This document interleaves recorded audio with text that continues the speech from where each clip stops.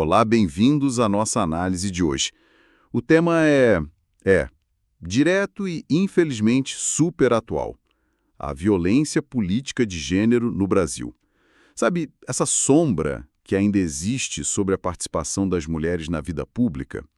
A nossa conversa hoje parte de ideias, de dados, apresentados numa palestra do projeto Não Se Cale, Vozes em Movimento, uma colaboração bem importante entre a Secretaria de Estado de Mulheres do Pará, a SEMO, e a Escola de Governança Pública do Estado do Pará, a EGEPA.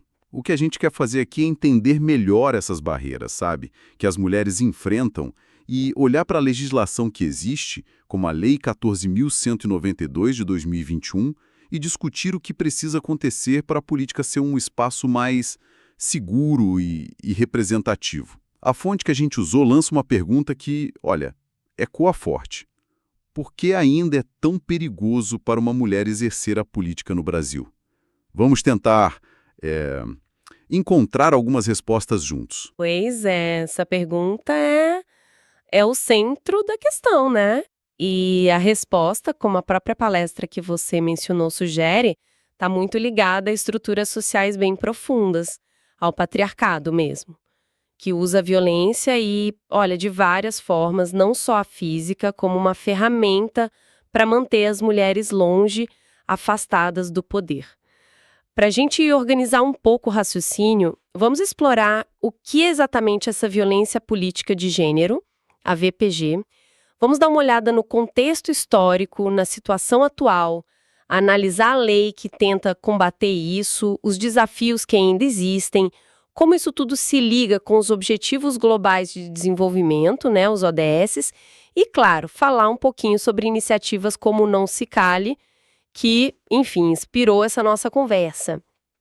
Primeiro ponto, então, o que é VPG?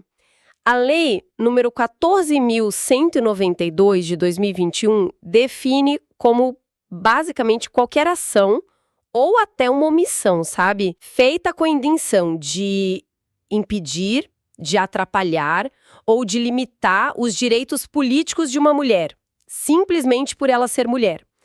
O ponto central aqui, o que é fascinante, é a amplitude dessa visão.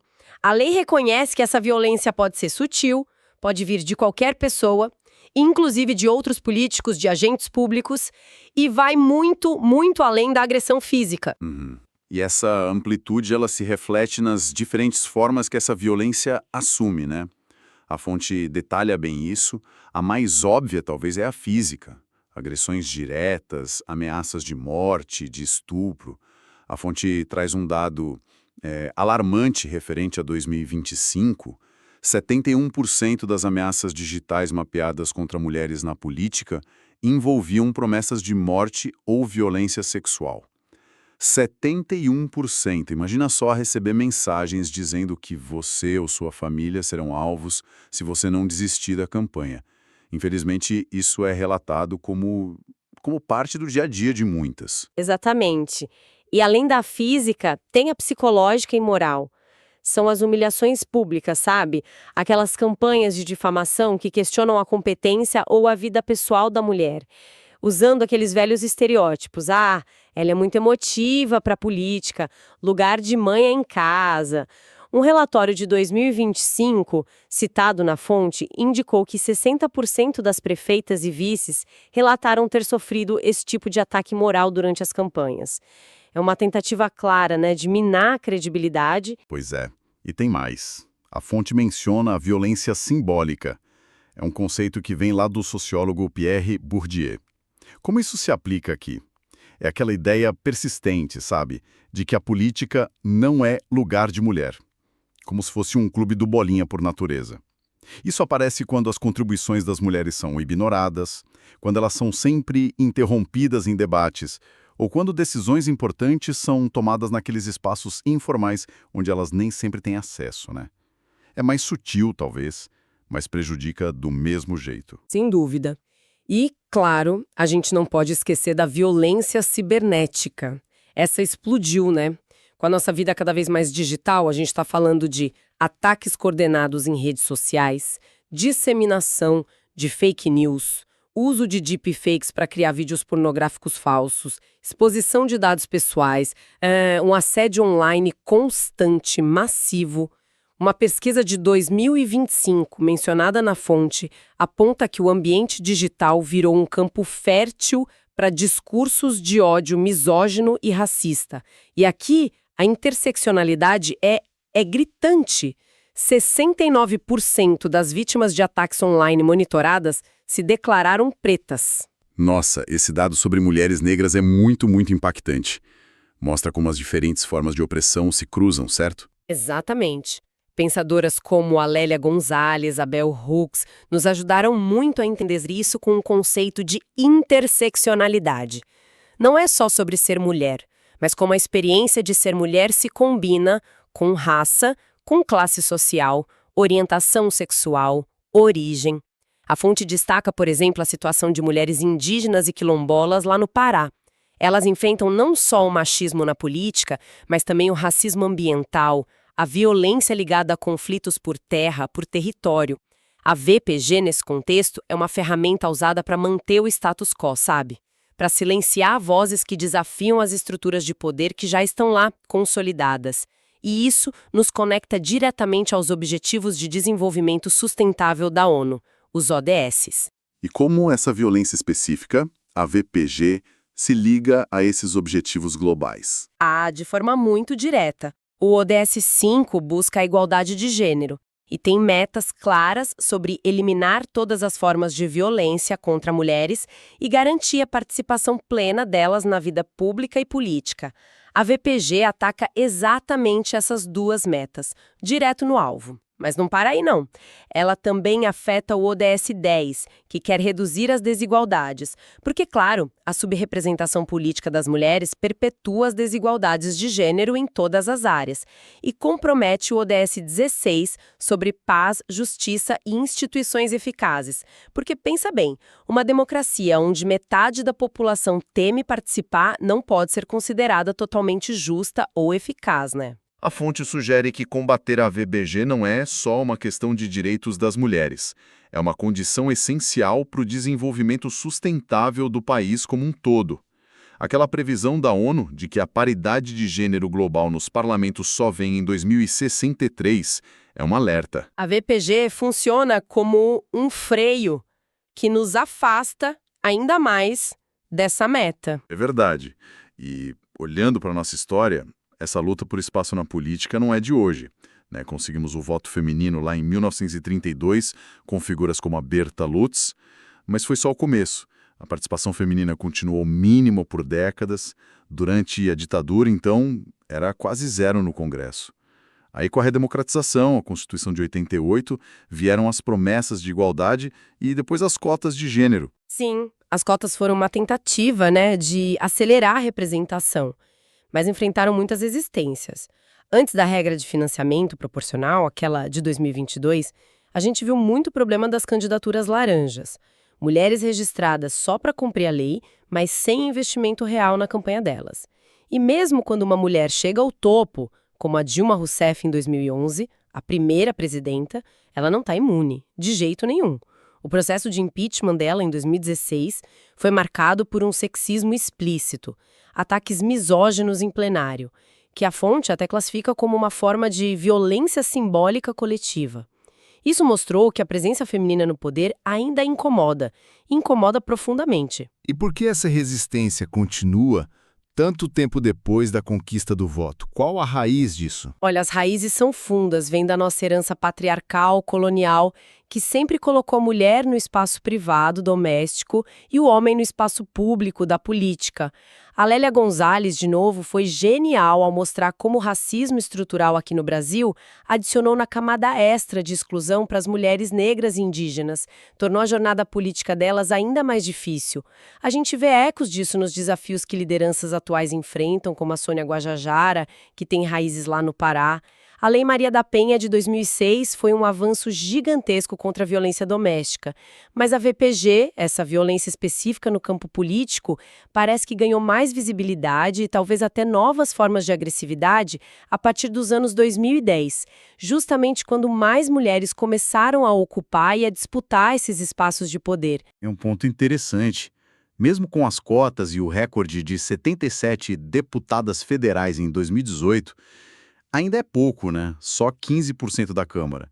A gente fala hoje em teto de vidro, labirinto, são barreiras que parecem invisíveis, mas que funcionam muito bem para frear o avanço.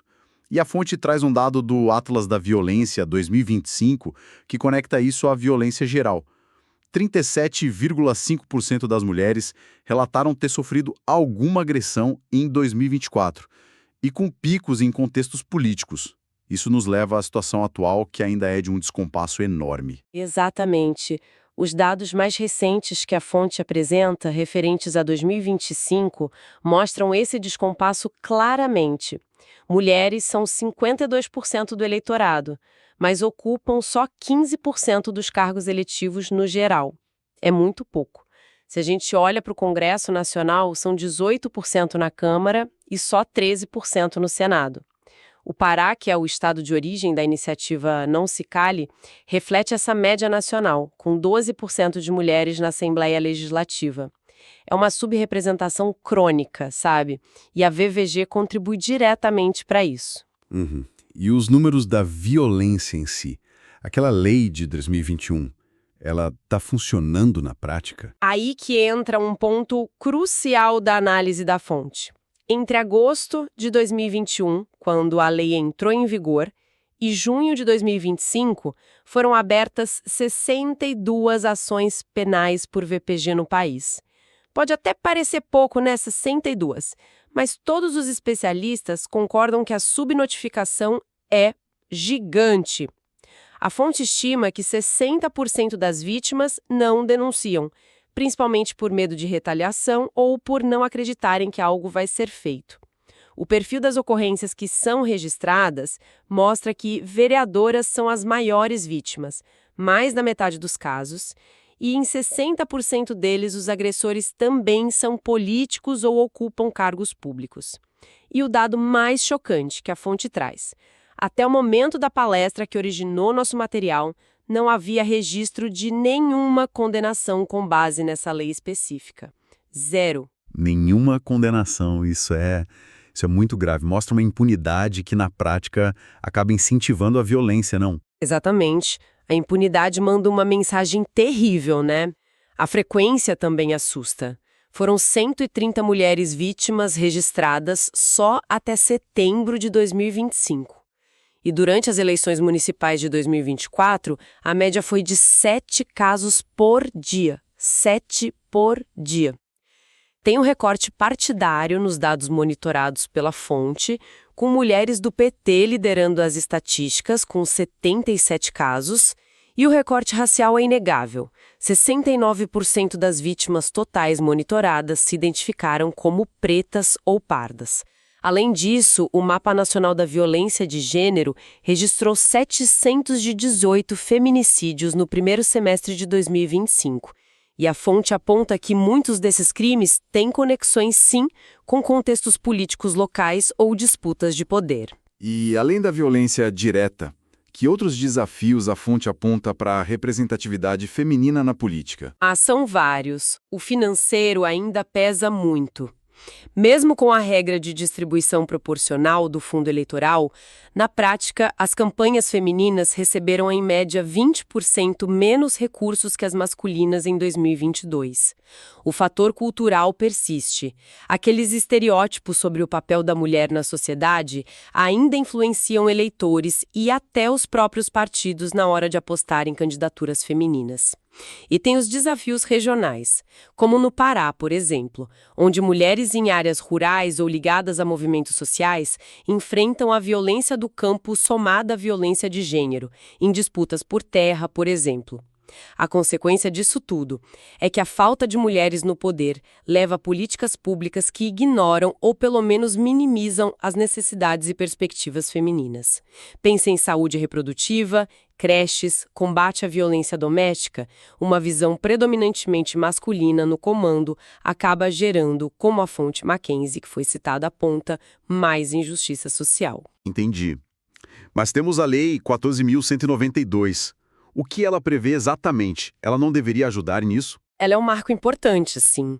Além de definir a VPG, ela a criminaliza. Prevê penas de 2 a 8 anos para atos graves, como divulgar notícias falsas ou conteúdo depreciativo contra mulheres na política por causa do gênero delas. A lei também alterou o Código Eleitoral para proibir propaganda que deprecia a condição de mulher ou discrimine por sexo, cor, etnia, e tentou garantir a participação delas em debates. O foco não é só punir, mas também prevenir a discriminação. Existem outras normas que ajudam, claro, a própria Lei Maria da Penha, que pode ser aplicada dependendo do caso, e iniciativas como o protocolo Não Se Cale lá no Pará, que virou o decreto. Temos canais de denúncia como o Disque 180, alguns observatórios que monitoram o tema, campanhas do TSE e, internacionalmente, o Brasil tem a obrigação, pela Convenção de Belém do Pará, de mostrar avanços no combate à violência contra a mulher para a OEA. Ok, a legislação existe, os mecanismos também estão aí.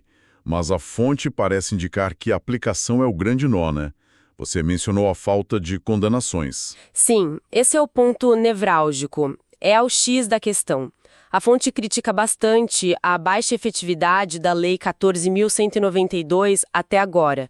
As razões apontadas são complexas, sabe? A lentidão do sistema judiciário é uma delas. A falta de treinamento específico para juízes, promotores, policiais entenderem as nuances da VPG, que nem sempre deixa marcas físicas, né? A dificuldade de produzir provas em casos de assédio moral ou violência online e o próprio medo das vítimas em seguir com a denúncia no ambiente político que muitas vezes é hostil para elas. É como ter uma ferramenta poderosa, mas sem saber usar direito ou sem ter força suficiente para aplicá-la de verdade. Faz sentido. E o que a fonte sugere para superar isso? Para fazer a lei funcionar melhor? Bom, sugere avançar em frentes bem práticas. Garantir que o financiamento partidário seja realmente igualitário, não só no papel, mas na distribuição efetiva de recursos, de tempo de TV. Desenvolver mecanismos mais eficientes para monitorar e punir a VPG online. Isso é um desafio tecnológico e jurídico enorme, a gente sabe. Investir pesado em treinamento sobre gênero para todo o sistema de justiça, todo mundo. E fortalecer redes de apoio e canais de denúncia que sejam seguros e, se possível, anônimos. A fonte até menciona o desenvolvimento de aplicativos para denúncias como uma boa prática. E além da aplicação da lei, outros desafios continuam, né? A baixíssima representação de mulheres nos cargos de comando dentro dos próprios partidos, só 13% segundo a fonte, dificulta que a pauta da igualdade avance internamente.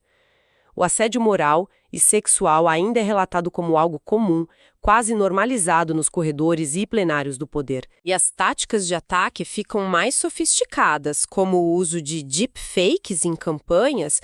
Isso foi tema de debate até no encontro do G20 parlamentar, o P20, em 2024. Nossa! A fonte traz exemplos concretos desses desafios recentes. Sim, e são recentes e bem preocupantes. Em 2024, o Ministério Público Federal recebeu 11 denúncias formais de agressões físicas ou sexuais contra candidatas. O assassinato da Marielle Franco, em 2018, é sempre lembrado. É um símbolo trágico da VPG contra mulheres negras, de periferia, defensoras de direitos humanos. Em 2025, vereadoras em São Paulo teriam recebido um volume assustador.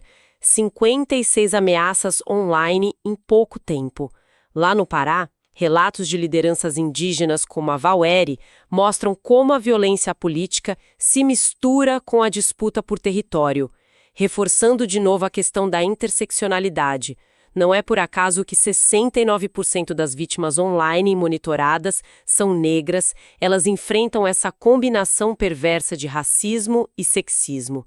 Como caminhos, a fonte aponta a importância de criar redes de solidariedade entre as mulheres na política e investir pesado em educação midiática para ensinar a população a identificar e combater desinformação e discursos de ódio. Falamos bastante dos problemas, dos desafios, mas e sobre a iniciativa que deu nome à palestra original, o Não Se Cale, Vozes em Movimento? O que ela representa de positivo nisso tudo? Ela é apresentada como um exemplo muito bom de ação concreta e adaptável. Começou no Pará, pela Secretaria da Mulher, com um foco inicial em proteger mulheres da violência em espaços de lazer, tipo bares, festas, mas a ideia cresceu. Sabe, a parceria com a Escola de Governança Pública permitiu expandir para aulas abertas, para diálogos sobre direitos humanos que aconteciam às quartas-feiras, segundo a fonte, o foco na escuta ativa das mulheres, no empoderamento delas e na criação de protocolos de proteção para diferentes ambientes, inclusive o político. É um projeto bem alinhado às ODS que busca justamente quebrar o silêncio que alimenta a VPG. Ele serve como um modelo interessante de como ir da denúncia e do acolhimento para a formação e para o fortalecimento de parcerias locais, buscando um impacto real na prevenção e no combate à violência. Então, fazendo um balanço aqui da nossa conversa, fica a sensação de que a violência política de gênero é uma realidade dura, né? Uma estratégia clara para manter as mulheres fora do poder. Mas a mensagem da fonte, pelo que eu entendi, não é de derrota, certo? De forma alguma. A mensagem é que, apesar da gravidade do problema, ele não é intransponível. Não é um destino. A VPG é uma ferramenta do patriarcado, sim, mas pode ser combatida.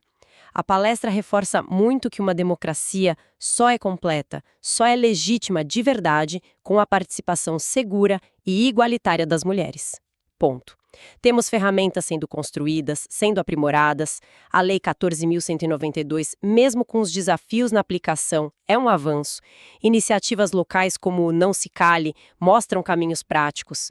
E o compromisso global com os ODS nos dá um norte, uma direção. O caminho é árduo, sim. Exige luta, exige resiliência, mas está sendo trilhado. E qual seria a chamada final, assim, a inspiração que a gente pode tirar dessa análise toda? Olha, a fonte termina com um chamado bem forte à ação coletiva, ecoando a própria palestra e o espírito do não se cale. É preciso denunciar, não se conformar, não aceitar a VPG como normal, como parte do jogo, não é. É preciso educar para a igualdade desde cedo e votar em mulheres é apresentado como um ato de fortalecimento da democracia. Um reconhecimento de que as vozes e perspectivas delas são essenciais. A fonte lembra aquela frase poderosa da Audre Lorde: "Suas silenciadas não vão proteger vocês." O silêncio não protege ninguém. Por isso, a mensagem final é um imperativo: não se calem. Ótima conclusão. E para a gente terminar, deixar uma provocação final para a nossa audiência refletir um pouco mais, a gente viu como a violência online é uma arma crescente e particularmente cruel na VPG, né, e atinge de forma desproporcional as mulheres negras. A lei existe, mas claramente não está sendo suficiente. Fica a pergunta: como a gente pode, enquanto sociedade, e aí incluo as plataformas digitais, o poder público, cada um de nós, construir um ambiente online onde a participação política das mulheres não seja apenas tolerada, mas ativamente encorajada e protegida? Como transformar a internet de um espaço de medo em um espaço de debate